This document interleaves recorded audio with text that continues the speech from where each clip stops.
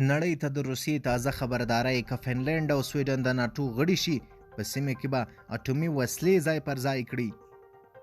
د سلامونو مو هرکلی کوم. د روسیې پخوانی جمهور رئیس د امنیت شورا مرستیال دمیتري میډیوف خبرداری ورکړی دی چې که سویډن او فنلنډ د ناټو د سازمان سره د یوځای کېدو پریکړه وکړي، مسکو به د بالتیک او سکانډیناوي هیوادونو سره نږدې اټومي وسلې ځای پر ځای کړي.